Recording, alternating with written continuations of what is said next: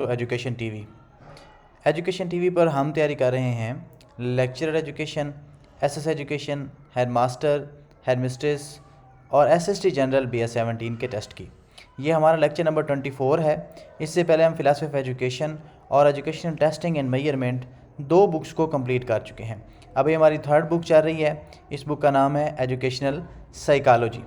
आप लोग इसी तरह एजुकेशन टीवी को देखते रहिए और सीखते रहिए। एजुकेशनल साइकोलॉजी में जो हमारा आज का टॉपिक है वो है बिहेवियरिज्म।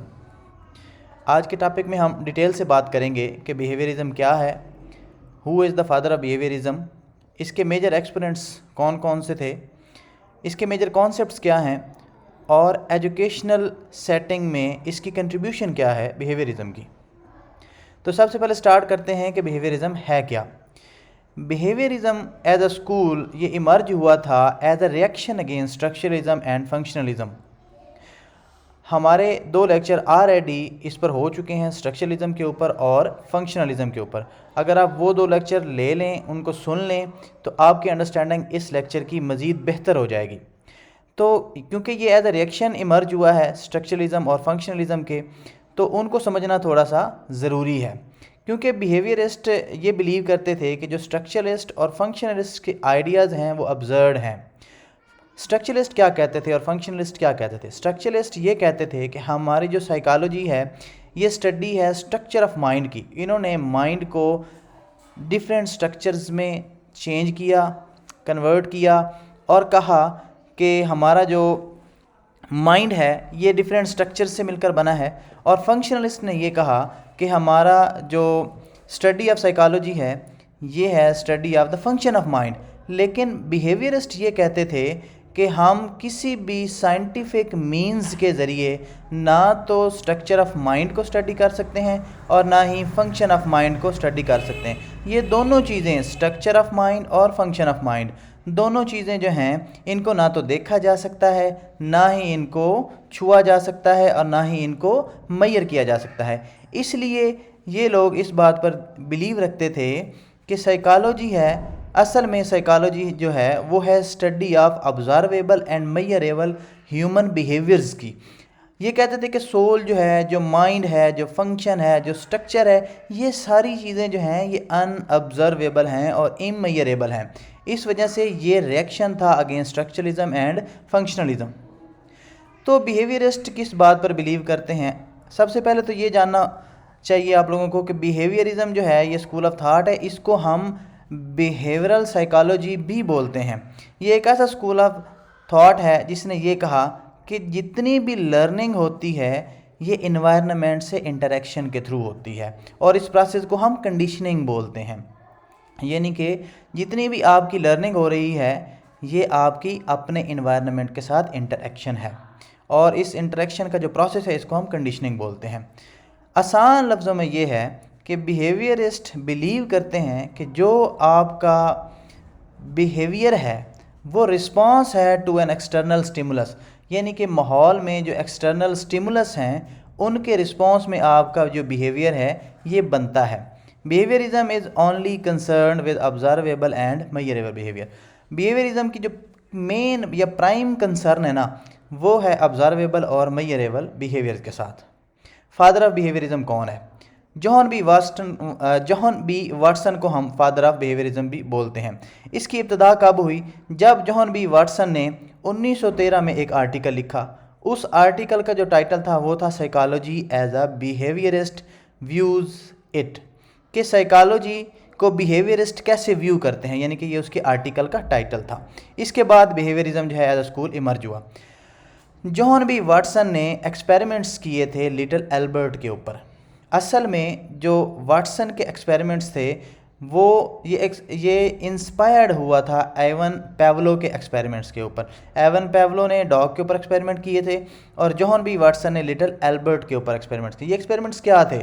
ऐसा होता था कि छोटा एक बच्चा था, एल्बर्ट उसका नाम था, उसको ये कंडीशन कर रहा था एक वाइट माउस के साथ कि जैसे ही वो बच्चा उस वाइट माउस को टच करता एक हॉरिबल साउंड जो है वो प्रोड्यूस की जाती। और with the passage of time बच्चा जो है उस वाइट माउस से इतना ज़्यादा डर गया कि वो कंडीशनड हो गया कि वो समझता था कि ये जो आवाज़ आती है ये इसको टच करने से आती है, और बाद में वो वाइट चीज़ों से डरने लग गया। तो उसने जॉन बी वाटसन ने इस एक्सपेरिमेंट के बाद ये कहा कि अगर आप लोग मुझे 1 दर्जन बच्चे दे दें, डजन चिल्ड्रन दें, तो मैं उनको उस पर्सनैलिटी में ट्रांसफॉर्म कर दूंगा जिस पर्सनैलिटी में आप उसको बनाना चाहते हैं। फॉर एग्जाम्पल, आप उनको बैगर बनाना चाहते हैं, आप उनको पुलिस ऑफिसर बनाना चाहते हैं, ब्यूरोक्रेट्स बनाना चाहते हैं, जज बनाना चाहते हैं, वकील बनाना चाहते हैं, डॉक्टर्स बनाना चाहते हैं, जिस प्रोफेशन में आप उनको बनाना चाहते हैं मैं उनको उसमें ट्रांसफॉर्म करके दूंगा। कैसे ट्रांसफॉर्म करके दूंगा कि मैं उनको उस तरह का इन्वायरमेंट प्रोड्यूस कर दूंगा, उनको उस तरह का इन्वायरमेंट दे दूंगा, क्योंकि ये इनका फोकस ही इन्वायरमेंट के ऊपर है। जैसा इन्वायरमेंट होगा वैसे ही आपका पर्सनैलिटी बनेगी, वैसा ही आपका बिहेवियर बनेगा। अगर अदर मेजर एक्सपोनेंट्स की बात की जाए या अदर मेजर बिहेवियरिस्ट की बात की जाए तो बी एफ स्किनर है। बी एफ स्किनर जो है ये एक बहुत बड़ा नाम है बिहेवियरिज्म में। इसने एक्सपेरिमेंट्स किए थे अपने पिजन्स के ऊपर। स्किनर बॉक्स बड़ा मशहूर है। उसके बाद एडवर्ड सी टोलमैन है जिसने लेटेंट लर्निंग की थेरी बाद में दी। इसके बाद क्लार्क हल है जिसने ड्राइव रिडक्शन थेरी दी। एडवर्ड ली थॉर्नडाइक है जिसने लॉज ऑफ लर्निंग दिए थे, और जॉन लॉक है जिसने टेबुला रोज़ा का कॉन्सेप्ट दिया था।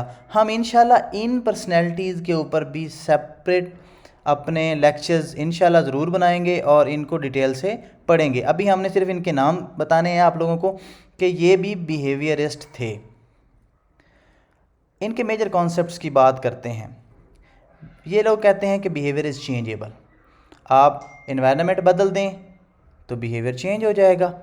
ये कहते हैं कि humans as well as animals both दोनों जो हैं वो लर्निंग के कैपेबल हैं।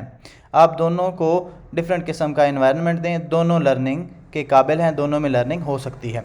Learning is a forceful activity, यानी कि आप लर्निंग को विद फोर्स भी करवा सकते हैं। Human brain is empty slate, ये जॉन लॉक ने कॉन्सेप्ट दिया था।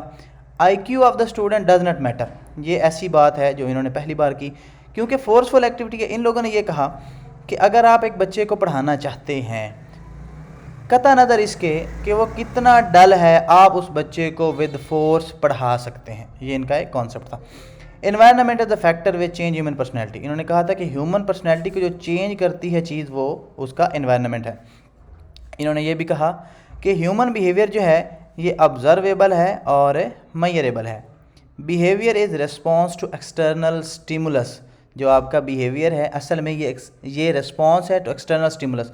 आपके इन्वायरमेंट में, आपके माहौल में जो स्टिमुलस मौजूद हैं, जो आपको स्टिमुलेट करते हैं डिफरेंट एक्शंस के लिए, वो ही असल में आपका बिहेवियर डिटरमिन करते हैं। इनकी एजुकेशनल कंट्रीब्यूशंस क्या हैं? Behaviourist introduce scientific method to study behaviour. Science उसी चीज़ों से स्टार्ट होता है जिनको हम सबसे पहले ऑब्जर्व करते हैं, और स्ट्रक्चरलिस्ट और फंक्शनलिस्ट ने जो बातें की वो ऐसी बातें थी जिनको ना तो हम ऑब्जर्व कर सकते थे ना ही उनको मेजर कर सकते थे। इसके बाद उन्होंने कहा कि जो इन्वायरमेंट है इसका बहुत ज़्यादा रोल है पर्सनैलिटी मेकिंग में। फिर उसके बाद इन्होंने डिफरेंट पर्सनैलिटी शेपिंग टेक्निक्स जो हैं वो मुतारिफ़ कराई थी, जिनमें स्टिमुलस रिस्पॉन्स है, लर्निंग है, रीइंफोर्समेंट है और कंडीशनिंग है।